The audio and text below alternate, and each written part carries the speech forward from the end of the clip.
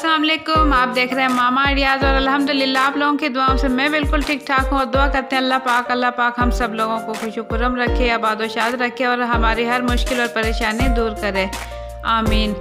तो आज हम बनाने जा रहे हैं नारियल का केक। अगर आप मेरे चैनल पर नए हैं तो जल्दी से सब्सक्राइब कर दें और साथ ही घंटे का बटन भी दबा दें और मेरी वीडियोस लाइक कर दिया करें। तो बिस्मिल्लाहिर्रहमानिर्रहीम, हमने लिया है 1.5 कप मैदा और इसे छान लिया है और इसके साथ हमने लिया है 1 कप पिसी हुई चीनी,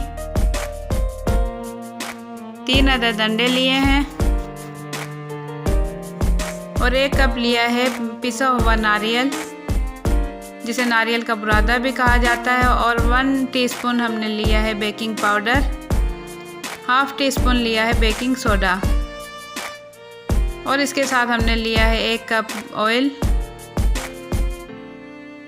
अब इन तमाम चीज़ों को हम ब्लेंड करेंगे। इसके लिए हम ब्लेंडर में डाल देंगे 3 अदद अंडे और इसे ब्लेंड करेंगे। इसे अच्छे से ब्लेंड कर लेंगे और ब्लेंड करने के बाद ढक्कन खोलकर अब इसमें डाल देंगे 1 टीस्पून वनीला एसेंस, 2 पिंच डालेंगे yellow food colour, 1 teaspoon baking powder और half teaspoon baking soda और इसमें शामिल कर देंगे ऑयल और इसे फिर से ब्लेंड करेंगे। अच्छे से ब्लेंड करेंगे और अच्छे से ब्लेंड करने के बाद अब इसमें शामिल कर देंगे चीनी, पिसी हुई चीनी शामिल करने के बाद इसे फिर से 2 मिनट के लिए ब्लेंड करेंगे और इसके बाद एक बड़ा सा बाउल लेंगे, इसमें डाल देंगे मैदा और इसमें डाल देंगे ये नारियल का बुरादा और जो मिक्सचर हमने ये ब्लेंड किया है ये इसके अंदर डालकर इसे अच्छे से फेंट लेंगे। इसे अच्छे से मिक्स करेंगे।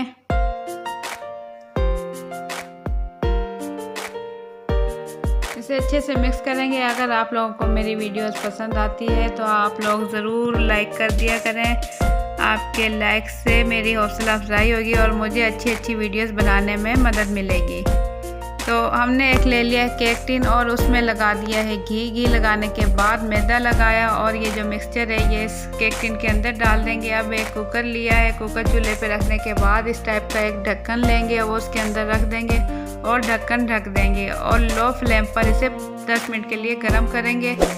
अब जो केक टिन में हमने मिक्सचर ये डाला था इसके अंदर थोड़ा ऊपर से खोपरा डाल देंगे